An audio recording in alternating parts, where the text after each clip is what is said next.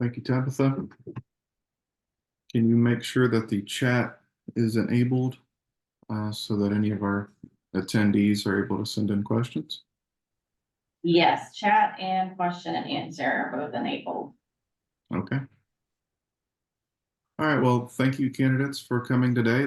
We'd like to welcome you to the Aiken Association of Realtors Candidate Forum. This is for the South Carolina Statehouse District 81 Republican primary election. Please note that this forum is recorded, and we are going to post it to the Aiken Association of Realtors so they can watch it if they were unable to attend today. Thanks again for coming. I'm Jacob Klarman. I'm the Aiken Association of Realtors past president, and I'm the current committee chair for our legislative and RPAC committee. The purpose of this forum is to inform our members of your positions on issues that are related to real estate. And we may be looking into potentially recommending you guys for a campaign contribution to RPAC, which is the Realtor Political Action Committee. So the format for today, we're going to give you guys each about 3 minutes for opening statements. Feel free to use that time as you wish. Introduction, tell us about you, whatever you think may be important. And then we have some questions that we're slated to answer. And we're going to try to limit those responses to around 2 minutes. We'd like to keep this within an hour if we can. We know you guys' time is very valuable. And of course, our members are busy selling Aiken. So we'd like to get a quick pop of information. And we just thank you for coming today. So without further ado, I'm going to start today. Let's start with Mr. Charlie Hartz. You can go ahead and get started. Thank you, Jacob. I appreciate you inviting me on this. A little bit about myself. I moved to Aiken about 25 years ago to manage Woodside Plantation Country Club. I did that for 6 years, and during that time, I got married to my wonderful wife, Kitsy, who's a North Augusta native. Then she and I moved to Charlottesville, Virginia for another club manager job, and we decided we missed Aiken too much, so we moved back to the area after about a year. When we got back, we proceeded on our entrepreneurial journey of opening 4 Dunkin' Donuts in Aiken and North Augusta, as well as the Village Cafe at the Village of Woodside. And after 15 years, we sold our Dunkin' Donut stores early last year and opened Scent Hound in the Publix shopping center. Bart Blackwell called us a few weeks back and let us know he was not running for state representative again. And Kitsy and I discussed the possibility of running, and with a lot of encouragement from friends and family, we decided to jump in with both feet. So I currently serve as the commissioner at Aiken Tech, the chair of the Aiken Chamber of Commerce for the second time, board member on the Aiken Corporation, and a board member with the United Way. We are Aiken focused and want to make sure that Aiken gets the proper support, attention, and funding from Columbia. We support our schools with increased teacher pay, parental rights, and measures to keep our schools safe with a resource officer at every school, as well as school choice. With the growth of our state, we need to make sure that we plan for and fund infrastructure for the next 25 years. We support safeguarding our families with the right to life and the right to bear arms. And we need to fully fund law enforcement and first responders to ensure deadly drugs like fentanyl are off the street and our schools and family are safe. We also need to make sure income taxes stay low and make sure the state uses our tax dollars wisely. Thank you for my time. Thank you for that introduction. Appreciate that. John, you want to go next? John Lewis? Sure. I'm John Lewis. I decided to run when I found out Mr. Blackwell wasn't running. I've long been interested in serving the community. I just haven't done it till now because of businesses and raising family and all that. I'm the pretty much lifelong resident of Aiken County and lived most of the past 15 years in Aiken. Moved away for a short time to teach gunsmithing at a community college in North Carolina. I'm a retired gunsmith. I currently work in the film industry. I am a proponent of education. I worked for about 5 years back in the early 2000s on school choice, worked for a organization promoting school choice. But at the same time, I'm a very, very big proponent of strengthening our public schools. I think education is one of the most important things. I believe in increased salaries for teachers, but I think we really have to work on recruitment and retention of good teachers and really start working on more discipline in the classroom. I think that's a key to improving our education system. It's hard to teach kids that want to learn if other kids are misbehaving. I'm, of course, a proponent of strong Second Amendment, being a gunsmith for 42 years. I'm very concerned about recruitment and retention for our law enforcement. I think that's key to having a strong community. Pro-growth for Aiken. I believe, I'm an old Aikenite, Aiken County person, and a lot of those people kind of want to slow the growth down, but I think we need to grow. I think we need to increase our tax base, and I think a growing community is a strong community. Let's see what else. I'm not very prepared, guys. I've been working on a film set for 2 weeks, 12 and 14-hour days when this came up. So I'm a little out of it, but the long hours and long weeks. But so that's been one of the slowdowns with this. I don't think I've even been able to complete the survey. So I'll let that go for right now, and y'all can ask questions. Thank you for that. Mr. McMorris? Yeah, hello. My name is Mac Morris. I'm an Aiken resident, and I went through the school system here for a portion of my academic career. Also a Gamecock, and I returned to Aiken to work at Savannah Riverside as a chemical engineer for a number of years. Currently, I am a cybersecurity professional working on critical infrastructure remotely, and I've picked Aiken to be my residency of choice for that matter of fact. Running for office, there are only a few points that I'm particularly concerned with. One being the fact that 1 in 6 teachers in South Carolina did not renew their teaching contract last year. The amount of teachers that move outside of South Carolina for other states that support their teachers to encourage, parent-teacher relationships. South Carolina is currently 41st in the nation in education. Which is not comparable to other states by any means by which you, or any metric in which you would use, whether that be test scores, high school graduation, literacy rates, or going on to college. I also am a big proponent in environmental protection and balancing the development of our great county and our countryside with sustainable development, especially spending a lot of time at Savannah River. That is like one of the biggest employers and massive, environmental management jobs being taking place in our county, and it's important to keep up that mission and support our communities, because I would like to grow up in a beautiful country, and I would like the future generations to also grow up in a beautiful country instead of Newark, New Jersey, or some other city landscape that exists simply to create car pollution and live in smog. And the last thing that I am most passionate about is data privacy and advocacy for online. People have seen the rise of artificial intelligence for both picture and video editing, and we currently do not have a legislative body that is capable of understanding and handling the complexity of such a astounding technology. Just in the last year, we've seen this technology come very far, and in 2 to 3 years, we'll have photorealistic video that is created by artificial intelligence, both mimicking the voice and likeness of individuals, and that will have a dramatic impact on all of the constituency, not just in Aiken, but all of South Carolina and the greater nation. We need to force businesses, corporations, and individuals that use AI technology to disclose that in their messaging and delivering of either targeted ads through algorithms or through social media posts or other items that might be considered disinformation. Thank you. All right, thank you, Mac. Thank you, Charles. Thank you, John, for those introductions. We really appreciate that. Sounds like you guys have definitely got your heads on a swivel, so you're ready to get up there. I'm going to dive right into the questions in an effort of time. Like I said, we'd like to keep these responses to about 2 minutes.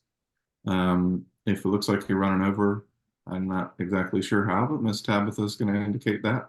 She is keeping time there. I am. And just introduce the other people on the call. Tabitha Amodio is the Aiken Association of Realtors. She is our association executive, so think of her as the CEO of our association.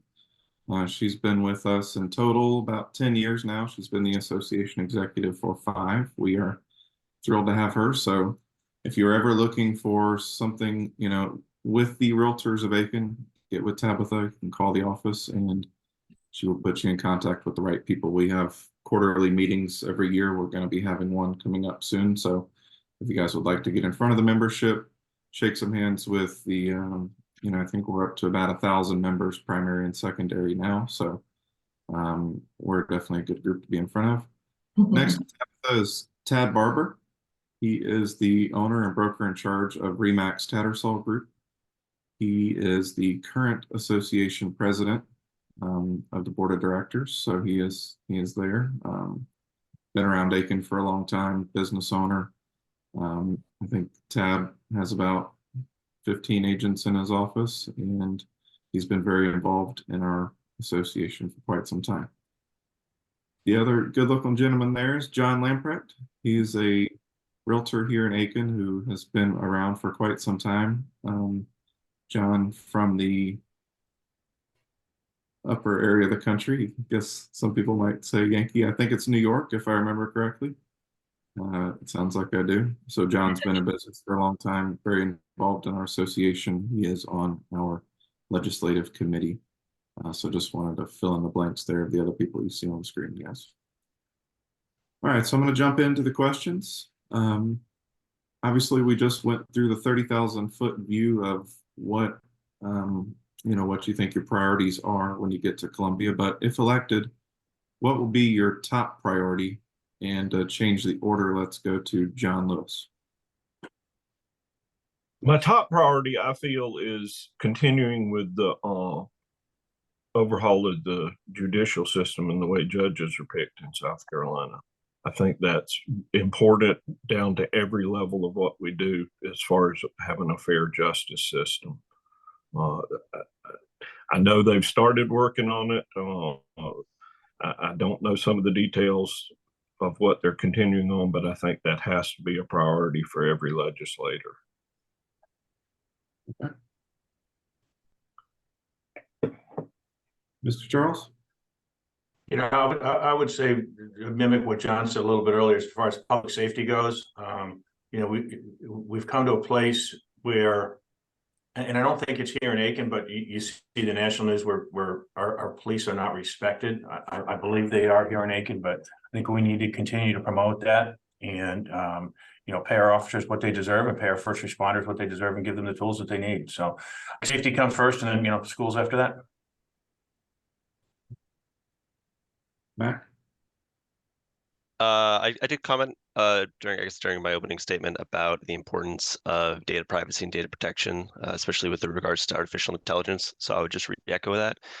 But to take the time to talk about a second more poignant objective would be to continue the collaboration between the SC State Guard, Aiken Tech, and University of South Carolina Aiken, as well as Savannah River, for that workforce development to create viable paths for high school graduates to slot directly into technical careers at these agencies. Okay.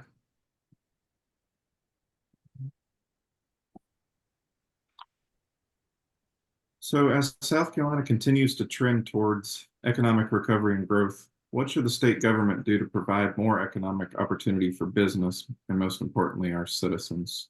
Mac, let's start with you. I guess this might be a good piggyback off your last point to go further into that. Yeah, so sort of a mixture between jobs selection and educational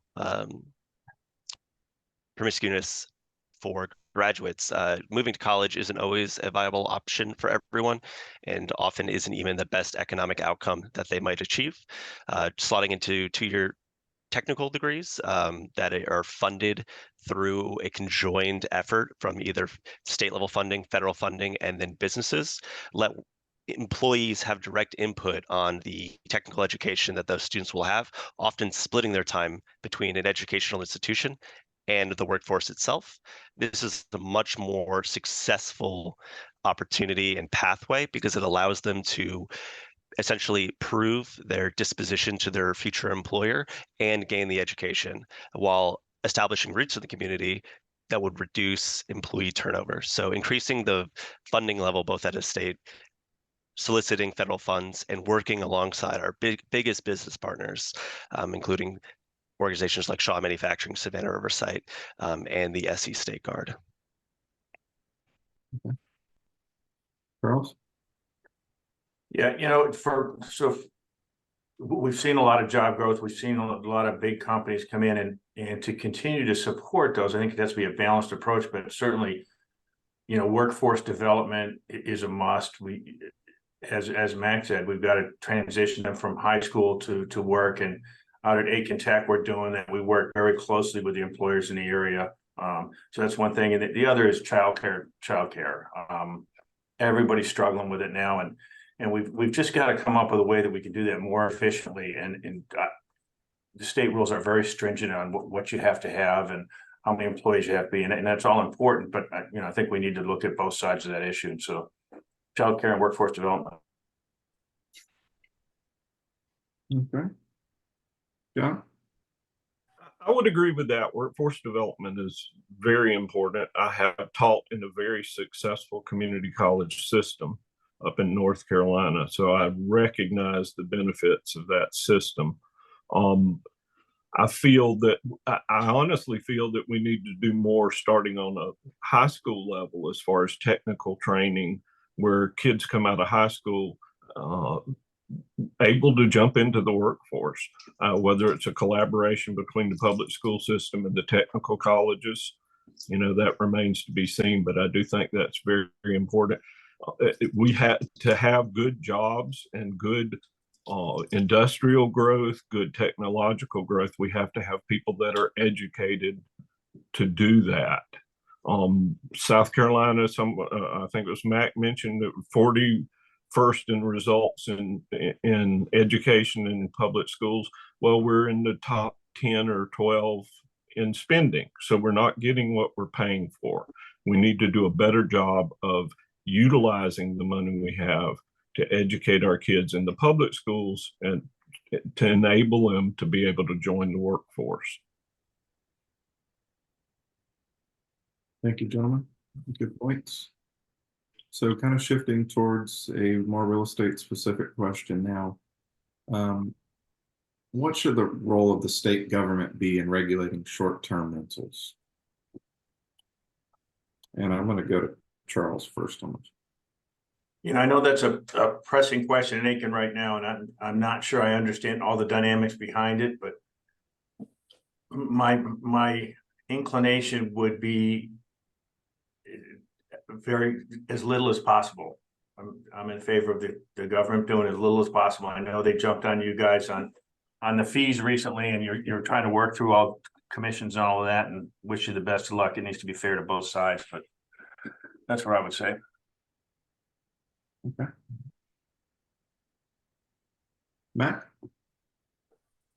Yeah, the principal issue with short-term rentals is there's two big sides. One, sort of investors buying up houses to turn into short-term rentals, depresses the housing market and forces full-time homeowners out of specific regions, versus interfering with the free market ability for investors to accrue capital and make investments through real estate vehicles.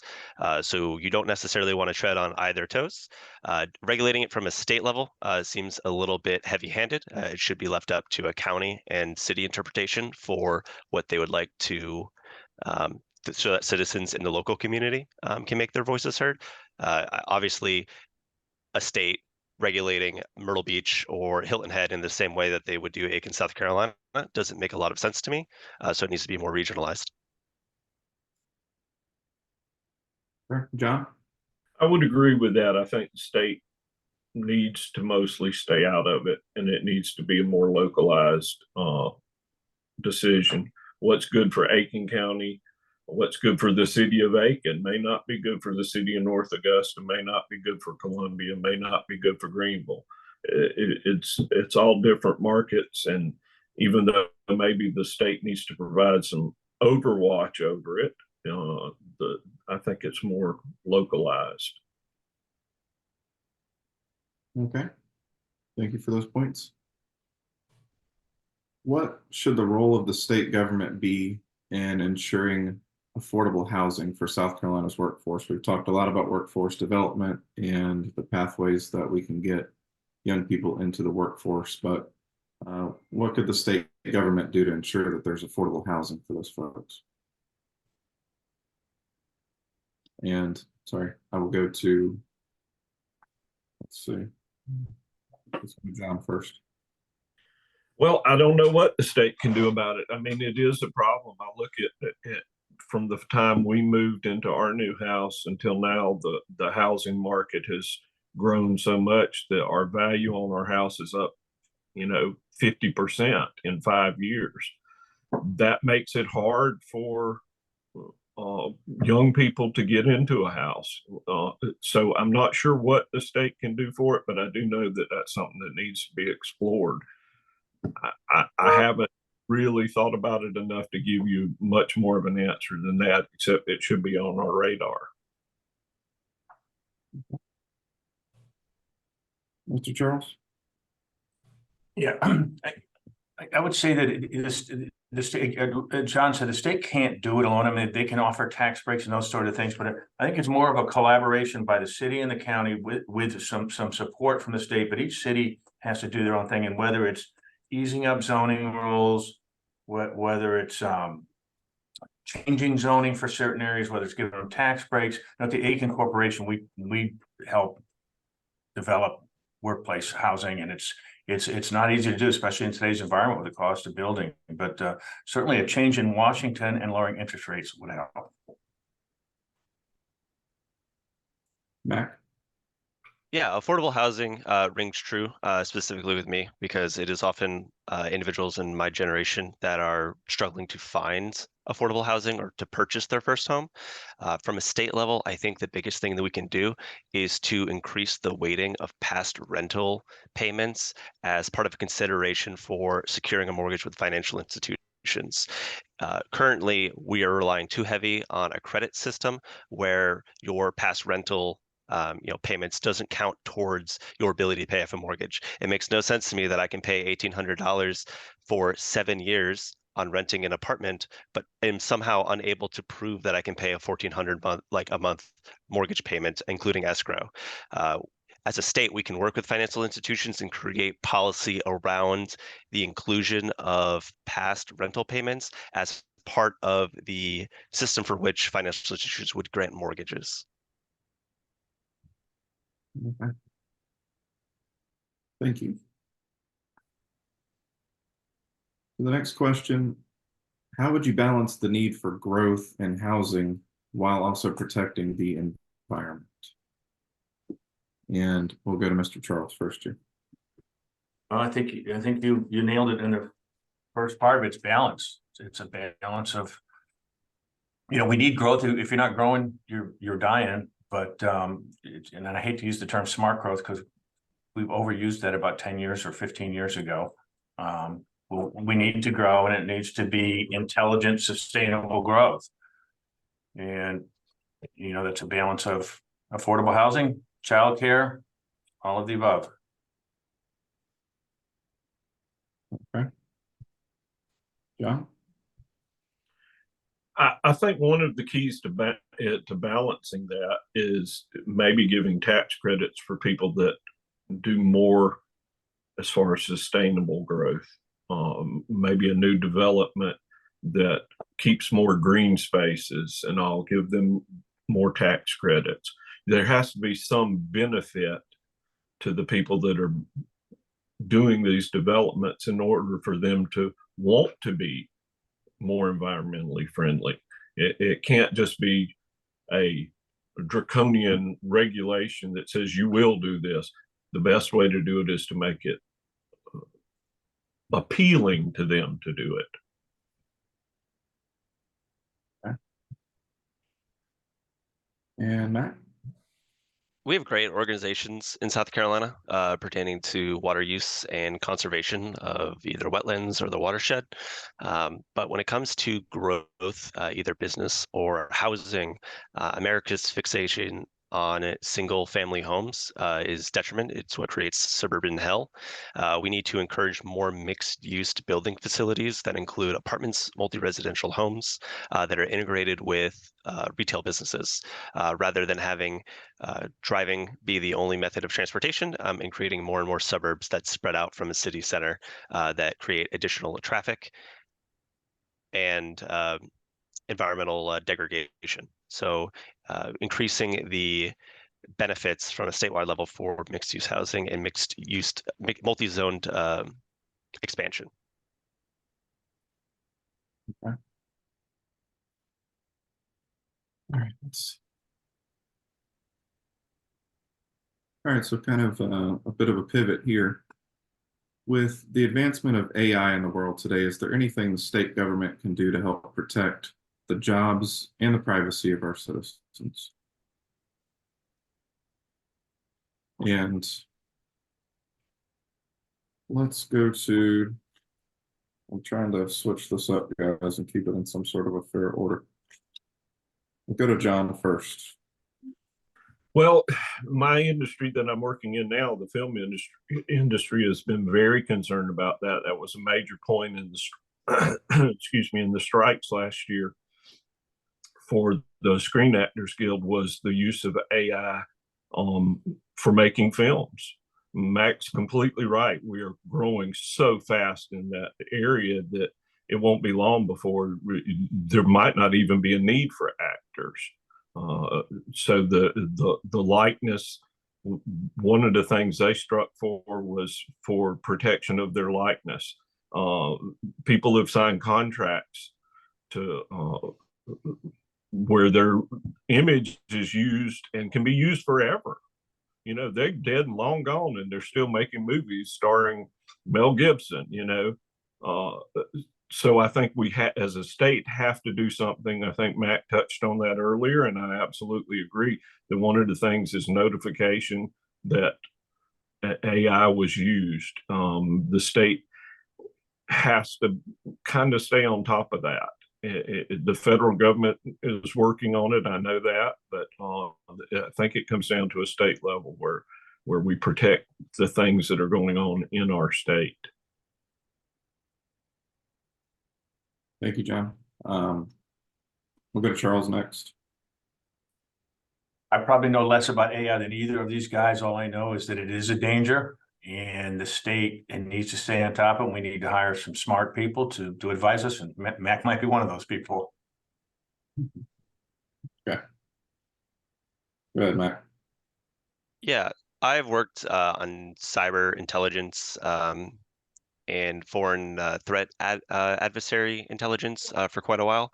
I've seen the demonstrable harm that foreign actors, Iran, Russia, China, have done through misinformation and disinformation through social media. And that just being multiplied with the use of bot accounts and AI to disseminate disinformation. And largely it is to sow a rift. It supports neither political spectrum. They often create accounts on both sides to be adversarial with each other, just to drum up critical feedback and animosity among Americans.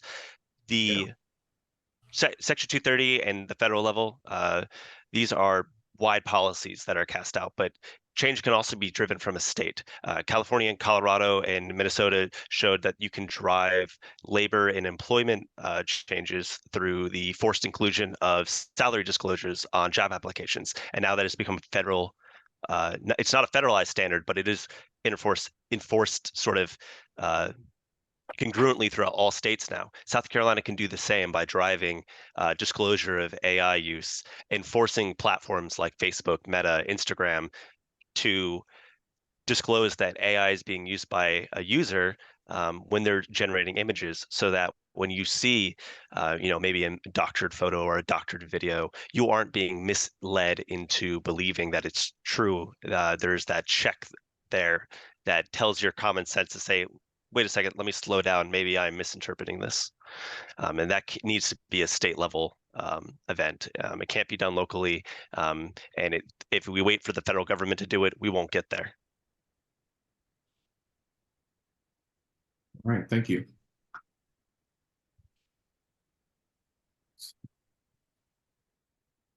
Looking through the questions, we're coming to the short on time period, so let's see. Okay. There's Act 388, also known as the school tax credit, significantly changed South Carolina's property taxation by giving owner-occupied residential property owners credit on school operating taxes, meaning that those owners are now only paying the school bonds, not operating taxes. What do you see as some of the benefits and or the flaws in this system of taxation? What measures would you propose to improve the system? And we can go to Mac first. Yeah, the uses of property taxes to fund schools is one of the reasons that we have such a broken system in the United States. When you look at states like New York, Massachusetts, New Jersey that have high property taxes, then you look at their rating in education and see that they also have very high property taxes. There are states that have little to no income tax, like Texas, but have incredibly high property tax. But because we as a nation fund our schools solely through property tax, any reduction in property tax equals a reduction in the quality of education in that state. And I know that people do not like property tax. It's one of the nicest things about South Carolina is how low the property taxes are. But we have to realize that at some point, the less we pay in property taxes, the more that we sacrifice the quality of education for our children and for the future generations. Okay. Thank you. John? Well, I'm not really familiar with that, so I don't know that I can give a great answer. However, I do know that, as Mac said, property taxes, the school funding is tied to property taxes. And there's got to be a more equitable way of funding the schools. I look at the fact that South Carolina has a $1.8 billion surplus that they just found that they didn't know they had. Well, why, they're trying to figure out what to do with that. Well, why isn't that being used for funding our schools? Well, why can't we give families a property tax reduction using that surplus? That's not going to go far. I don't remember what the state budget for schools is, but it's a considerable amount more than that. But the growth that we want in South Carolina we have to kind of back off of the property taxes. You look at a state like South Dakota, which has done away with personal income taxes and property taxes, and they're growing faster than we are. So there's got to be something that we can do with those property taxes. Okay, thank you. Charles? As somebody who's signed a number of commercial leases, including one from TAD, the property taxes on commercial are onerous. I think that hinders some business. At the same time, I'm not in favor at all of cutting our funding to the schools. We got to figure out that balance. So the one thing I would say is if anything comes out of California, I'm not in favor of copying it. Okay. So kind of a follow-up on that question. So if we think that, reducing property taxes could reduce the quality of schools, I mean, do you guys see a potential for a change in the way that schools are funded? I mean, should that be changed?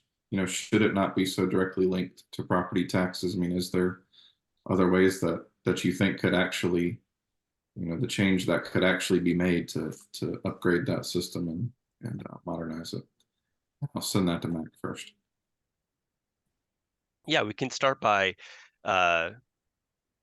taking away the credit or the tax cuts that existed along the implementation of the South Carolina educational lottery. That lottery was sold to citizens as increasing educational spending and funding. But as the revenue from the lottery came in, the government moved the about the same allocation of funds away from education, creating a net zero balance in educational spending.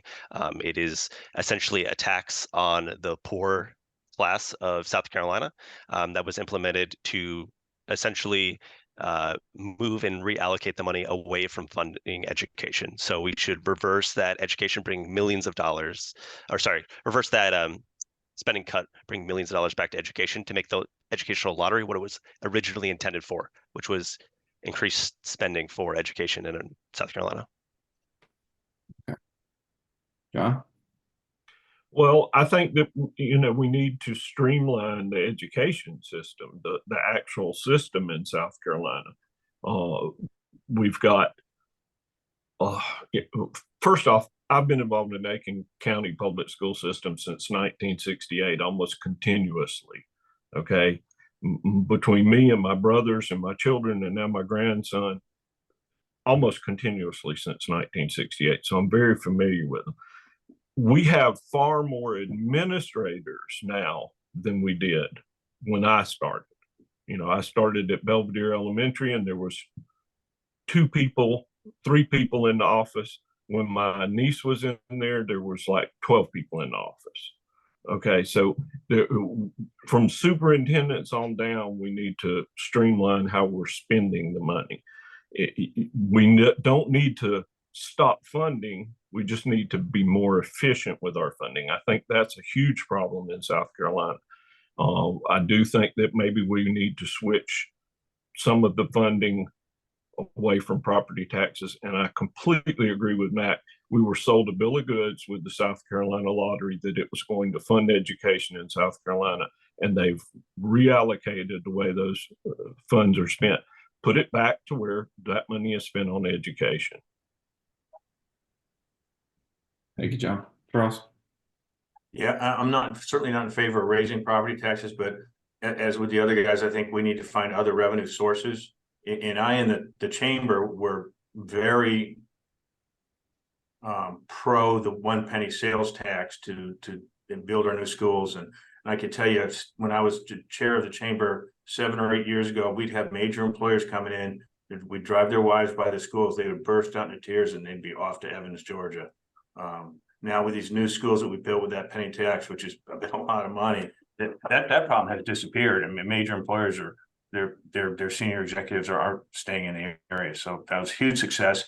Maybe we could find something along those lines to help our schools perform higher than 41% or 41. Great. Thank you, guys. Tabitha, what do you think? How are we doing on time? I think one more question. Okay. One more. Let's cook up a good one here.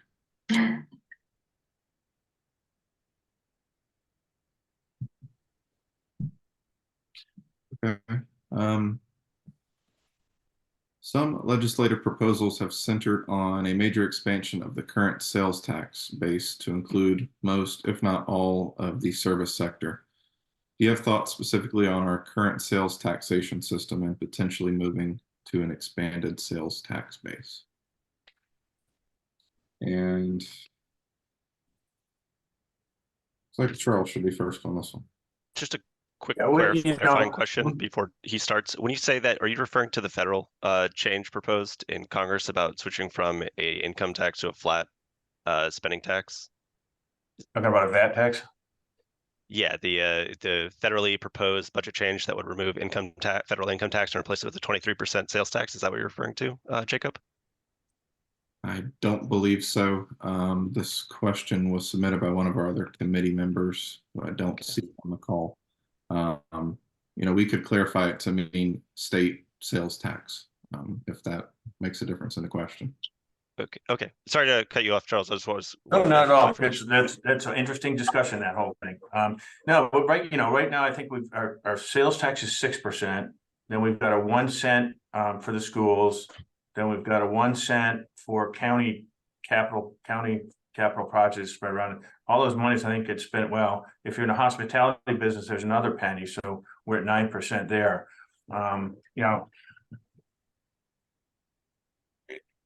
Yeah, pluses and negatives with the sales tax, because it's around 30 to 40% of that money comes from people that don't live in Aiken or Aiken County. So there's a plus out of that, but I think going up much higher than 8 or 9% is dangerous. The question is, where do you get the money from, right? We need more money, and more money comes from growth.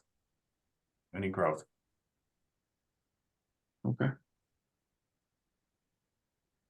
Mac? Yeah, our current sales tax system favors people who are further along in their career or retired, individuals that move to South Carolina, post their productive careers or no longer have children in the school system, are essentially favored in the tax sales system. We need to do something that level sets it a little bit more. Having a 9% sales tax, collectively between state and local total sales tax, can essentially harm the ability of someone to accrue wealth during the early times of their career, which prevents them from pursuing further education or purchasing a home.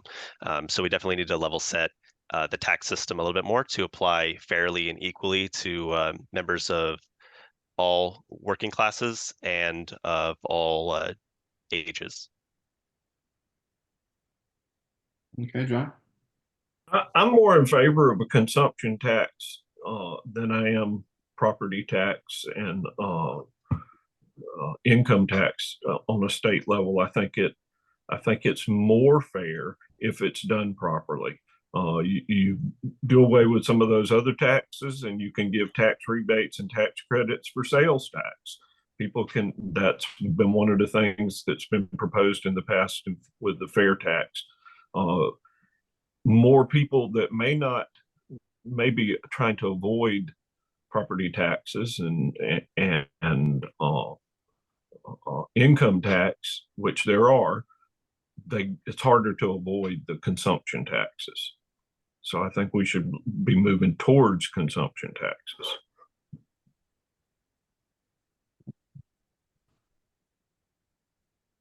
Hey, gentlemen, thank you. So I think that's pretty good from our question standpoint. Tabitha, if I'm seeing this correctly, I'm not seeing any questions in the chat. So any of our attendees, if you have any questions, you may want to drop them in the chat now, because we are close to wrapping this up. So if you have any questions for these candidates that you feel that we haven't covered so far, or anything you'd like further clarification on, I'd ask you to hustle up and put those in the chat, please, because very shortly we're going to give these guys closing remarks. And if they favor sales tax on home sales. Okay, I have a question from Tad in here. Tad, you can actually ask it because it'll pick you up. My question is sort of going back to the sales tax.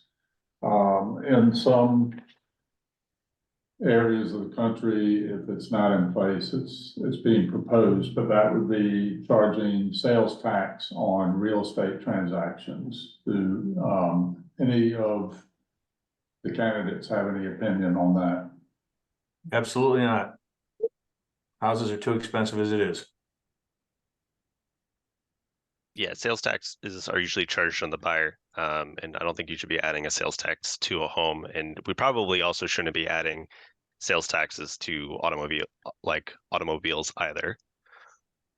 I agree with both of them. I think sales tax on homes is a horrible idea. We've been talking earlier about affordable housing for younger people, and that would just be very detrimental to the housing market, to younger people being able to get into a home.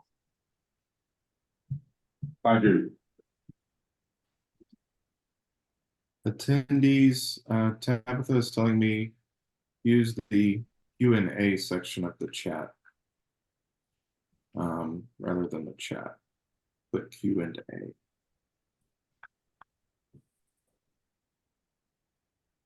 We may have a question coming from the attendees, gentlemen. Just bear with me.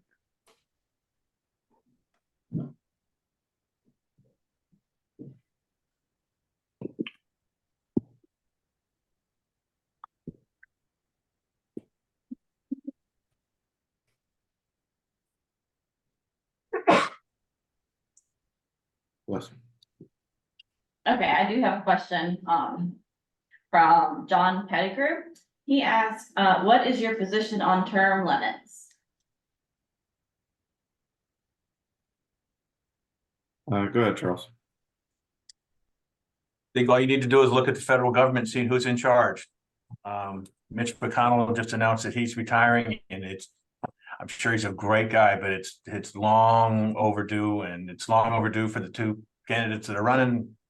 Yes, in favor of term limits. John?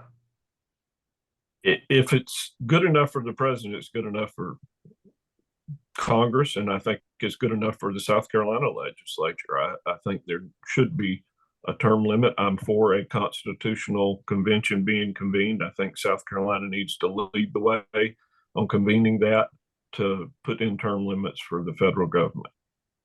And maybe lead by example by putting in term limits in the state too.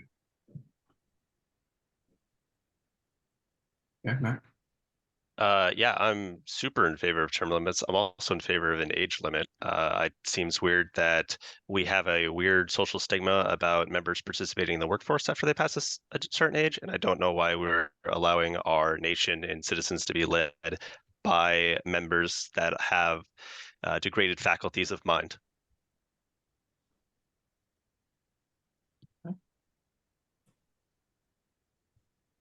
Okay, one more question. From Kim Ray, she says, I believe lottery is funding technical college tuition. What about, and then her question is, what about rollbacks and assuming that people are investors and not owner occupied?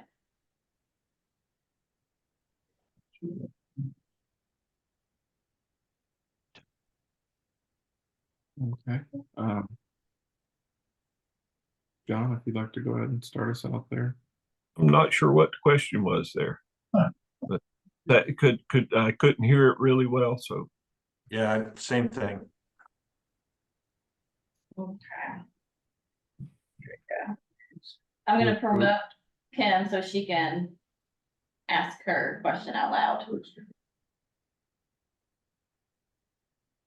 Yeah, go ahead, Kim. Unmute yourself and Can you ask. hear me? Yes, ma'am. Yeah. Okay. Well, I have several things. So I believe funding, on the lottery, they're funding a lot of the technical college tuition. Someone had said that they're not, or maybe that, were they supposed to fund, some of the public schools, like kindergarten through 12th, or like, how does that work? Because I know they're funding a lot of the technical college tuition. I know that for sure. Yeah, but I'll just quickly clarify what I said earlier. Essentially, when the lottery came into place, the whole point was to increase funding for education in the state of South Carolina. So the lottery brings in millions of dollars. At the same time, the legislative body of South Carolina removed millions of dollars equal to the income that the lottery brought, or the revenue that the lottery brought, from other sources of education, thus creating a net zero like accounting balance on how much the lottery actually brought to education. So while the lottery does currently support education, its revenue that was brought in was also removed from the pool of educational spending that the state allocates from other revenue sources, if that makes sense. Okay, gotcha. The other thing was, I was trying to type real fast, sorry. But we have a problem with a lot of people that I deal with. Well, on the real estate side, the rollbacks are hurting so many buyers, and they went from 5 years to 3 years on the rollbacks. Is there any, what would be your position on trying to eliminate rollback taxes in general, going back previous years and tax something for what it was not. And, Kim, are you talking about rollback on commercial properties? you know, on residential. I'm familiar with commercial. I know I was involved in a deal that went south because of the rollback taxes. Well, yeah, not residential, on land. They're rolling back from Yep, ag yep, to residential. Yeah, that's exactly what I'm talking about. On the Aiken Corporation, we were trying to sell a piece of property to a guy that was going to develop a bunch of reasonably cost homes on the north side, and the rollback taxes came in, and it pushed him over the edge. It was just that one more domino that knocked it back. So, you know, I think that's something worth looking at.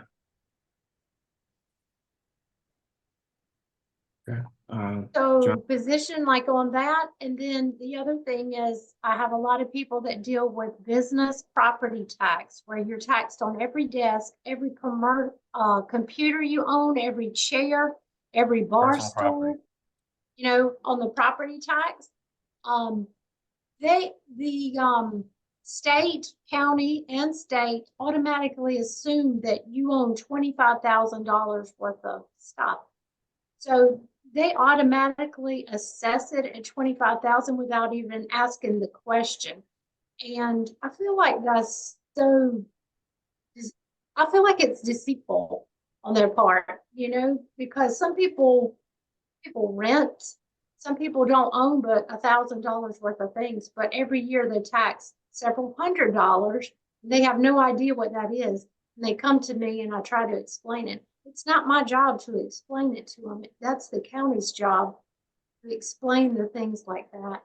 And same thing with owner occupied, 4%. You automatically assume you're an investor and you're buying a piece of property. Why wouldn't you automatically assume that you were owner occupied? Why do you always assume the worst, like in the county? It's like they're not working for you, they're working against you. That's just some things that I have in my business that, you know, it's kind of, you're dealing with it all the time. Yes. Thank you, Kim. So we'll give each of the candidates a chance to respond to the rollback taxes and the business tax you mentioned about the 25%. And then we will need to go straight to closing remarks so that we can wrap this up in a timely manner. Mac, I think I saw you wanted to weigh in on the rollback taxes.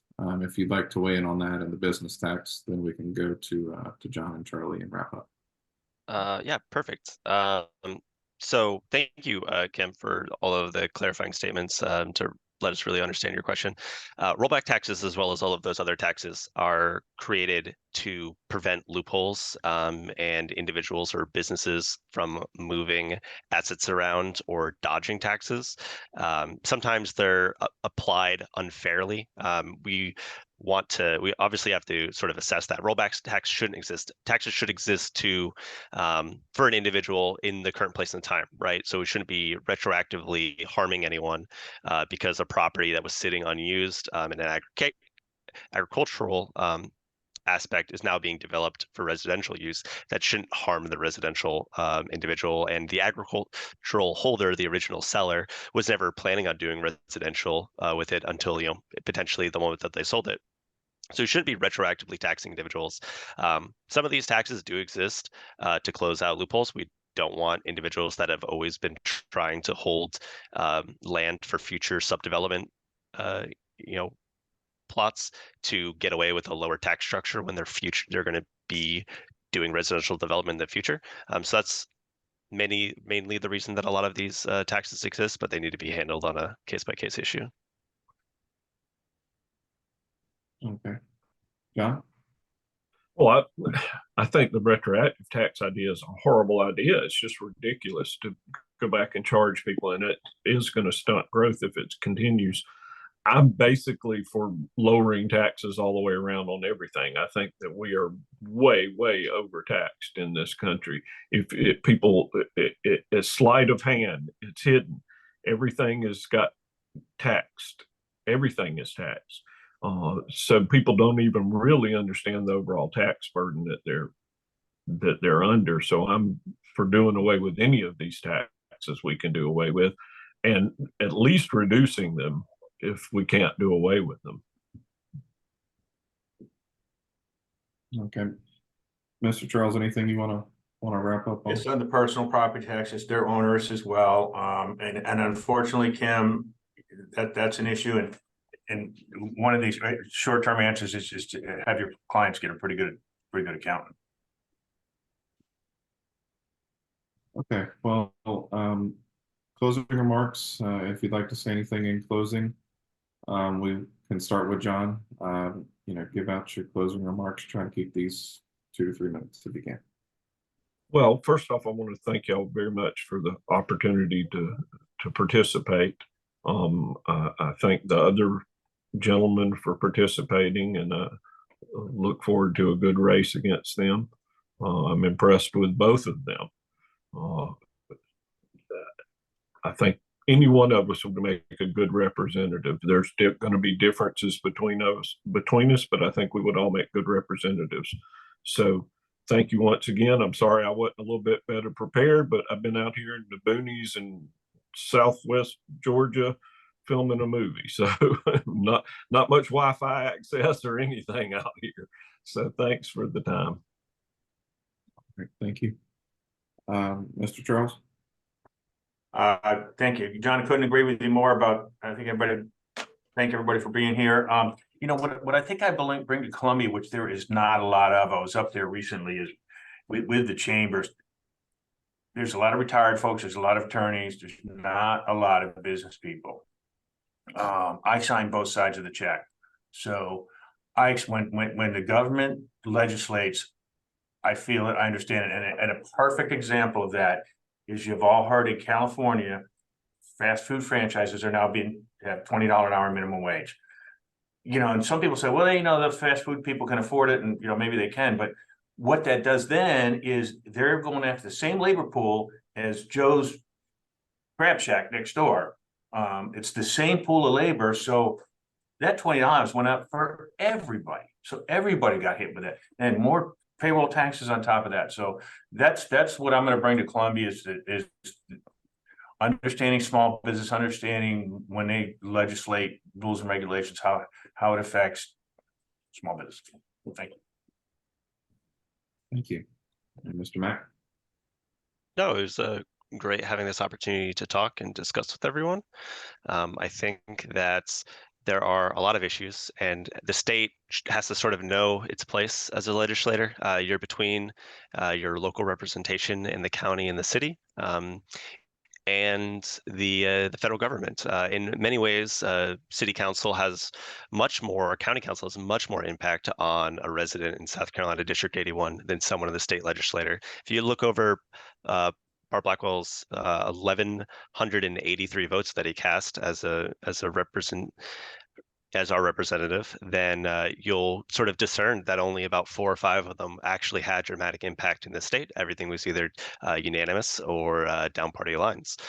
And so when you really think about it, you're making a small change, but it's the items that you bring to consideration that are the most important to rally that aspect about what should a state be doing and how can a state make positive decisions, not just for South Carolina, but the surrounding environment that sort of ripple out and impact our national perspective. So thank you. Okay. Well, thank you very much for attending today and making time in what I'm sure are busy schedules for you guys. So we very much appreciate the time. We are going to obviously post this recording out to our members so that they can go and review your answers and try to get to know you guys better and what you stand for, and hope to make an informed decision when the primary comes around.